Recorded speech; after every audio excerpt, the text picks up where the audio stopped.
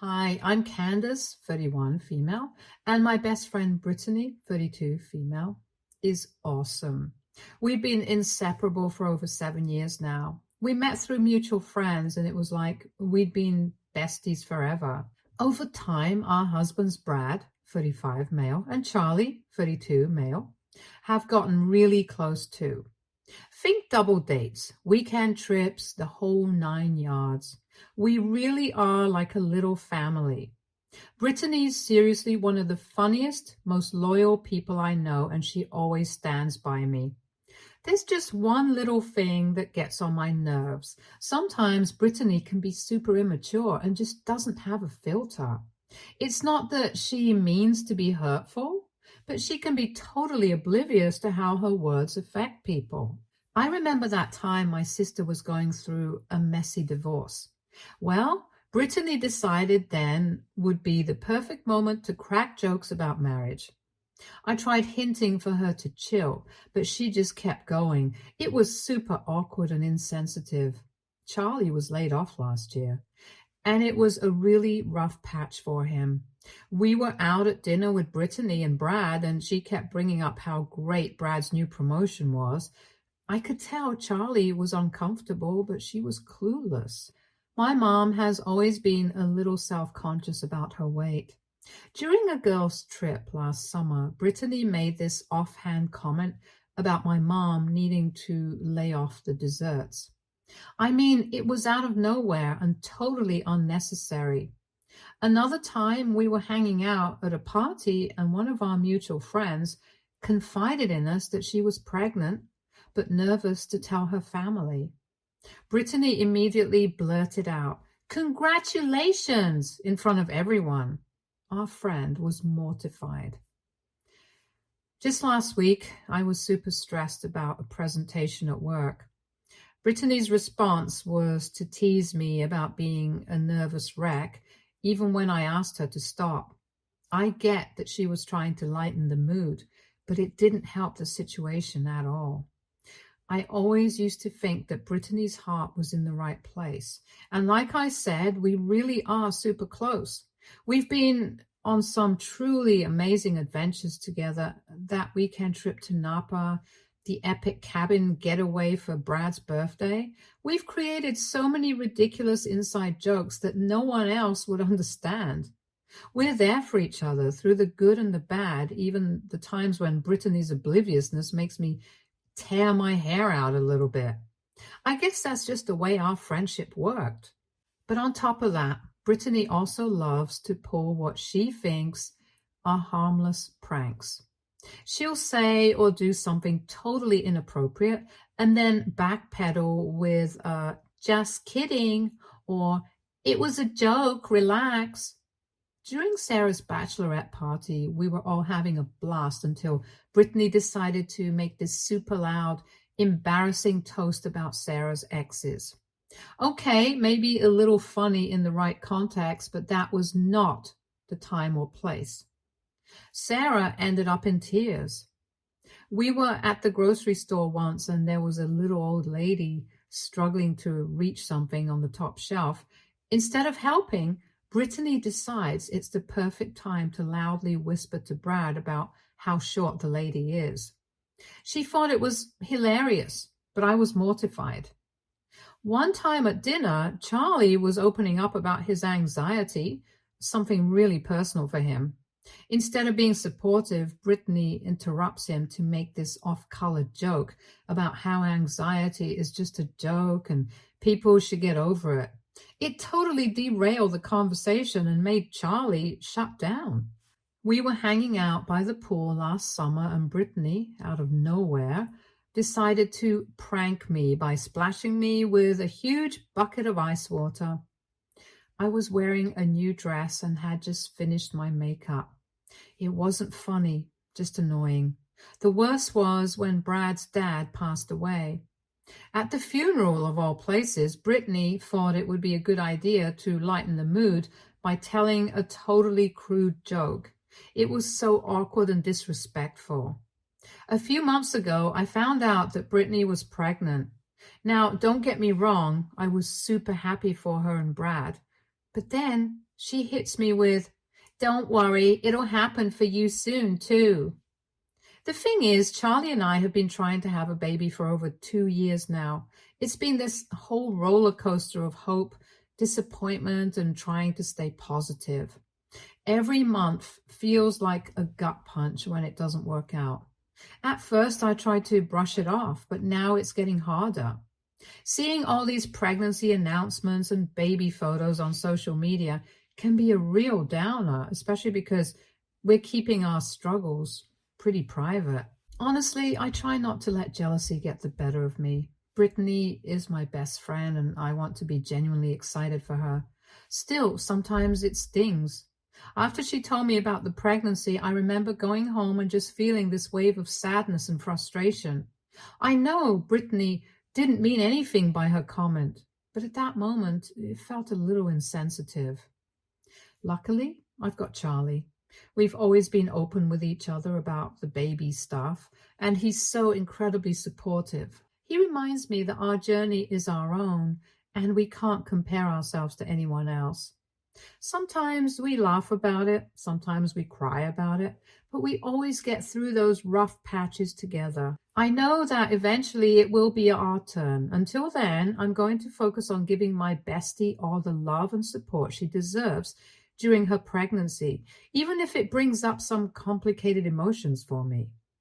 And that's exactly what I did. I was there for Brittany every step of the way. Pregnancy can be tough, and I wanted her to know she could count on me. From those midnight runs to satisfy her weird cravings, pickles and peanut butter, anyone?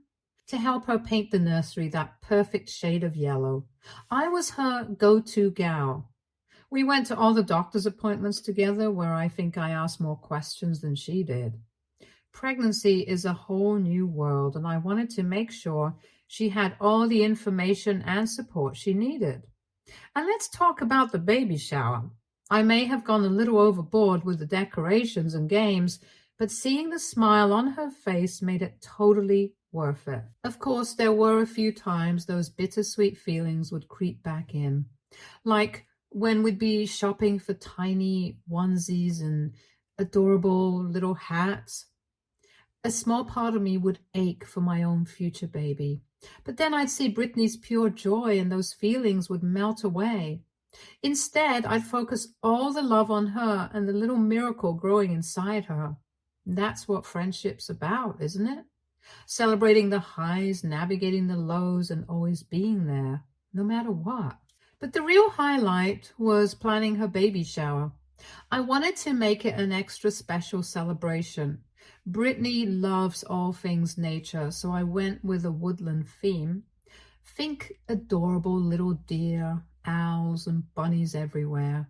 I spent weeks crafting DIY decorations, from a whimsical balloon garland to centerpieces with stuffed animals and lush greenery. The food was a total crowd pleaser. We had finger sandwiches, mini quiches, and cupcakes decorated to look like forest creatures.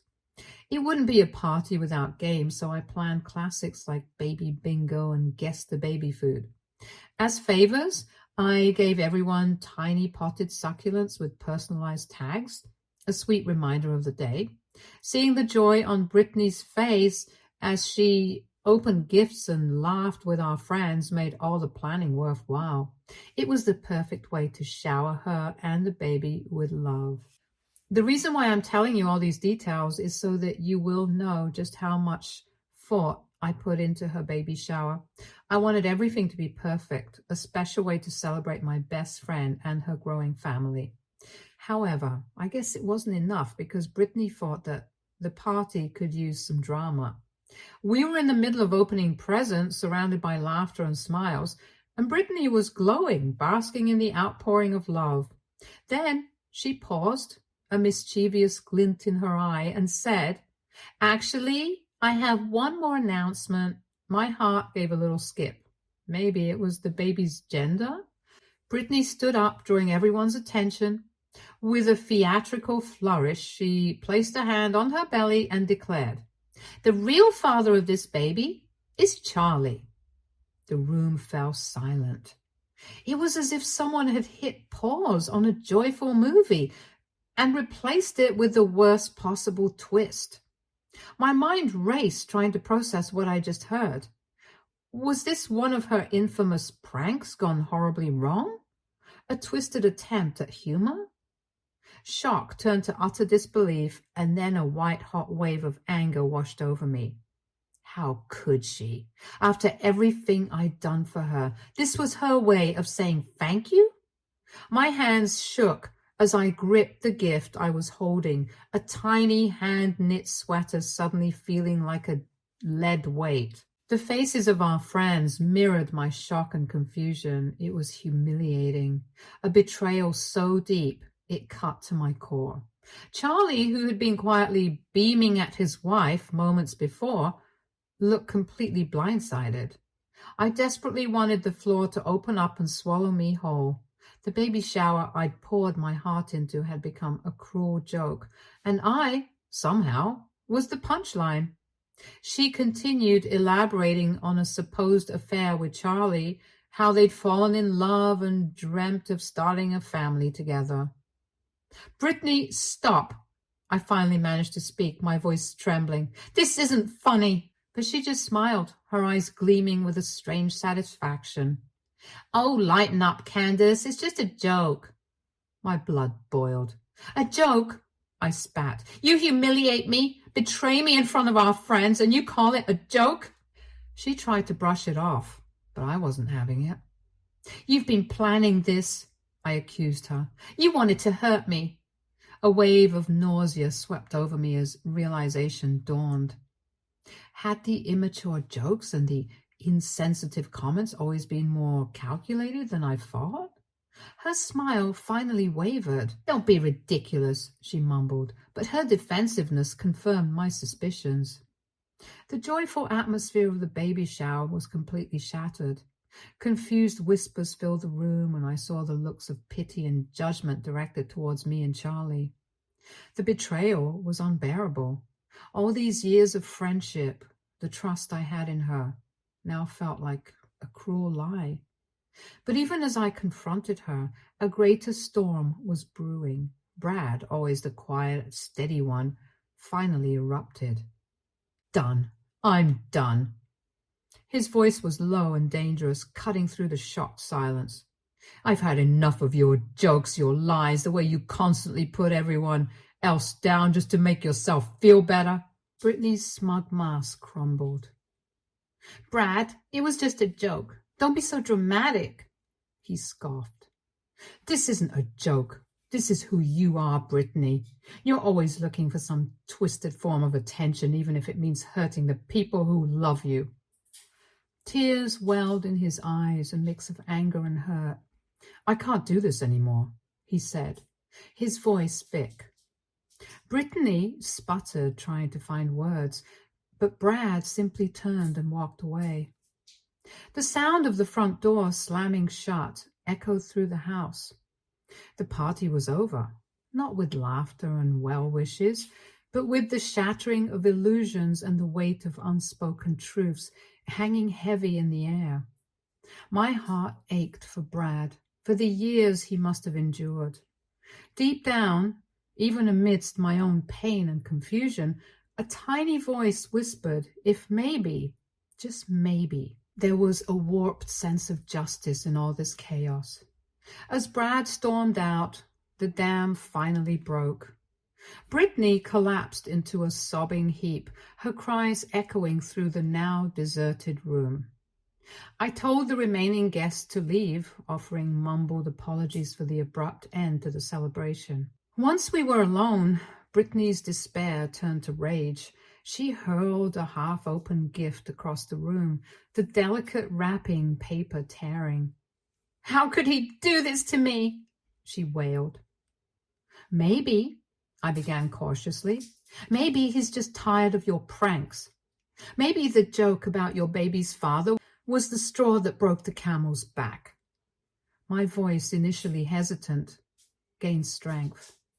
Years of suppressed frustration poured out. Don't you see how cruel it was, Britt? Charlie and I, we've been struggling, and you know that. Yet you still made that your big joke. The accusations hung in the air. I recounted past incidents, the time she'd mimicked Melissa's stutter, the weighty comments directed at my mom, and the constant need to be the center of attention no matter the cost. Brittany's sobs turned defensive. She accused me of being oversensitive and of not understanding her humor. I stood my ground. There's a difference, I insisted, between having a good laugh and intentionally hurting people. You seem to forget that line exists. It was an exhausting, heartbreaking argument. As the sun began to set, casting long shadows across the half-decorated room, I realized this wasn't just about one ruined baby shower. Our friendship, the one I treasured for so long, was crumbling before my eyes, and amidst all the anger and sadness, there was a strange sense of clarity. I had let Brittany walk over me for too long, all in the name of being the bigger person. Maybe this was the shattering we both needed. Once we were alone, her despair turned to rage. "How could he do this to me?" she wailed. "He's supposed to be there for me through thick and thin. Instead of saying anything to defend me, he just blows up and leaves. Maybe," I began cautiously, "maybe he's just tired of your antics, Britt. You always push the envelope, and it seems like he's reached his limit." A flash of anger crossed her face. "I can't believe you're being so harsh. It's not like I cheated on him for real." That's when it hit me. We were operating in completely different realities. "Britt, this isn't about cheating. It's about respect, about constantly hurting the ones you love under the guise of humor." She bristled, shifting the blame. "Well, none of this would have happened if you hadn't overreacted. I make a joke and you go ballistic.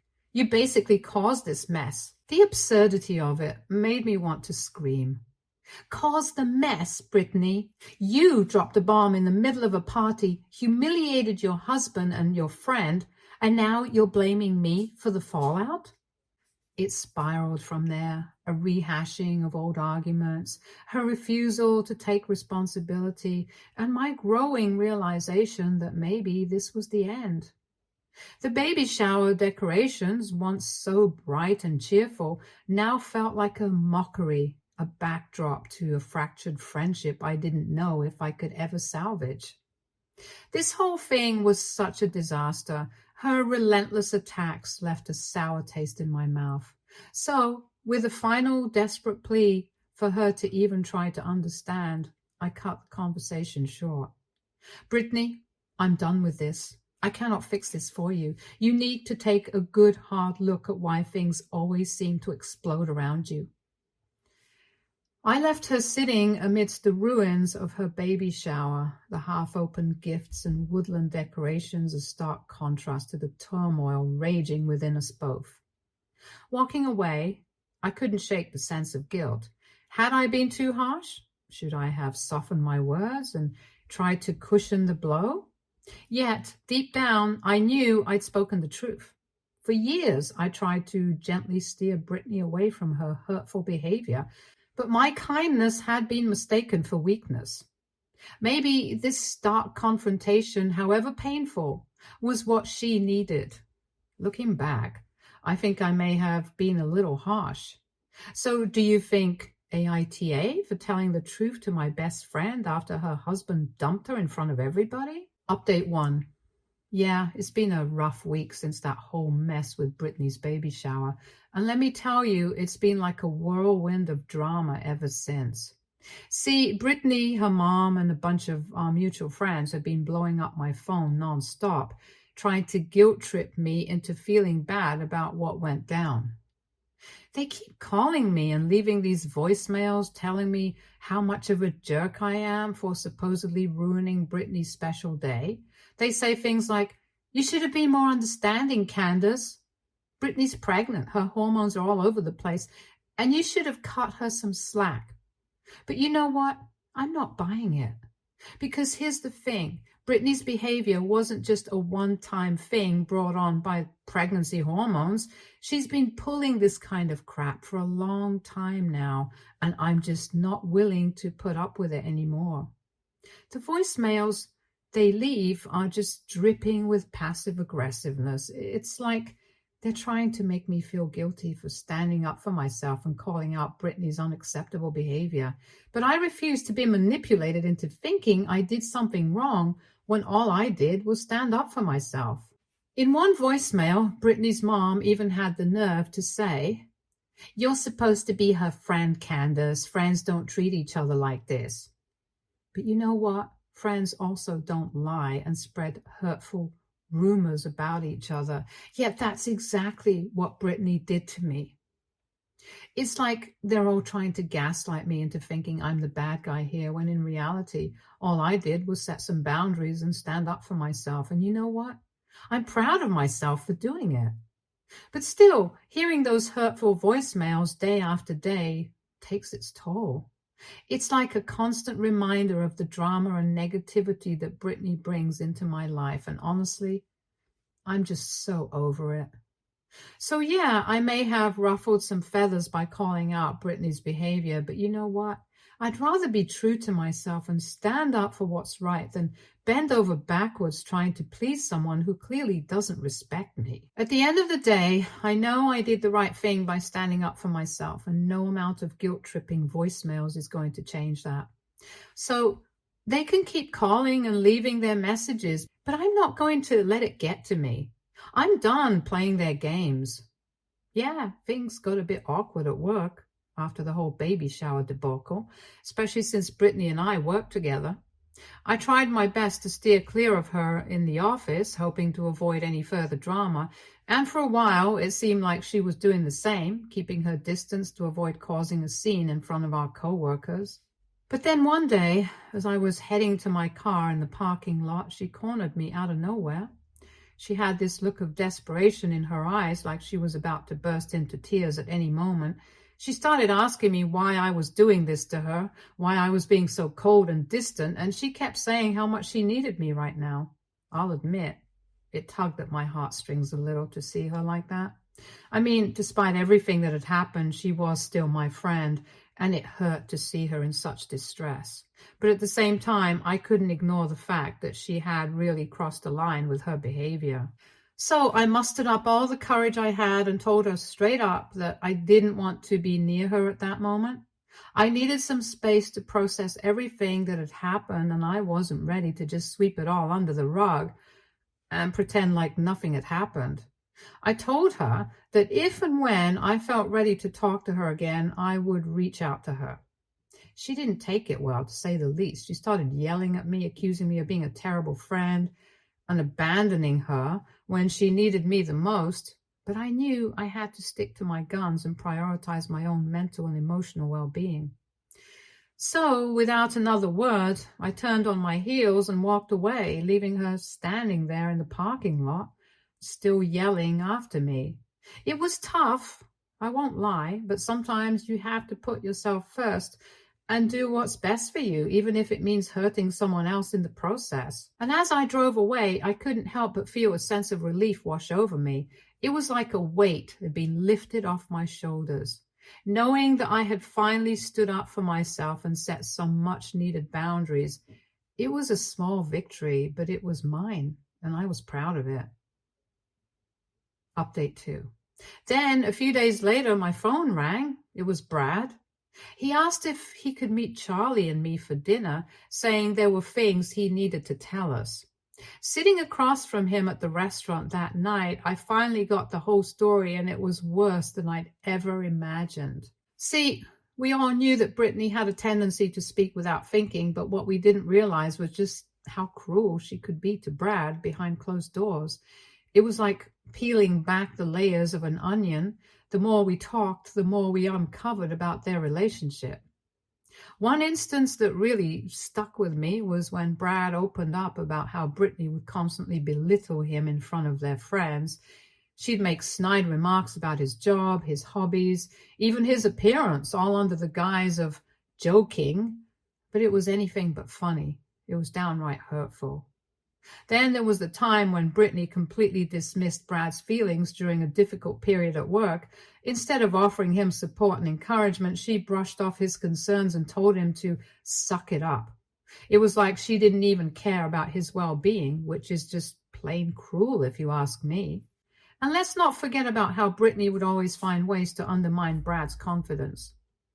Whether it was making backhanded compliments about his abilities or constantly comparing him to other guys, she never missed an opportunity to chip away at his self-esteem. It was like she took pleasure in seeing him doubt himself, which is just messed up. But perhaps the most heartbreaking part was when Brad confided in us about how Brittany would manipulate him emotionally. She'd use guilt trips and ultimatums to get her way, making him feel like he was walking on eggshells around her. It was like he was constantly tiptoeing around her, afraid to set her off, and that's no way to live. As Brad shared more and more about his experiences with Brittany, it became painfully clear that their relationship wasn't as picture perfect as it seemed on the surface. Behind closed doors, there was a whole other side to Brittany, one that was manipulative, controlling, and downright cruel. Listening to Brad's stories was a real wake-up call for all of us. It made us realize just how toxic Brittany's behavior had become and how much it was affecting Brad's mental and emotional well-being. And it also made us realize that something needed to change, and fast. Well, buckle up, because there's more drama from Brittany's end. So get this, he pulls this stunt where she fakes an emergency just to get me to come over to her place. I mean, seriously? Who does that? She calls me up, sounding all panicked and saying she's going into labor and Brad's nowhere to be found. Of course, I freak out and rush over to her place without even thinking twice. I mean, what kind of friend would I be if I didn't go to her aid in a situation like that? But guess what? When I get there, she's totally fine, like not even a hint of labor pains in sight. She just shrugs it off and says, "They were fake contractions." Can you believe it? I was so mad I could have screamed. I mean, who in their right mind pulls a stunt like that? It's not funny, it's not cute, it's just plain manipulative. And the fact that she would stoop so low just to get me to come over and talk to her is beyond messed up. At first, I was ready to storm right out of there and never look back. But then she starts laying on the guilt trip, begging me to stay and talk things out. And I'll admit, I caved. I mean, she had all my favorite food laid out and my favorite beverage. It's like she knew exactly how to reel me back in. But even as I sat there munching on my favorite snacks and sipping on my favorite drink, I couldn't shake the feeling of anger and frustration bubbling up inside me. How could she think it was okay to manipulate me like that?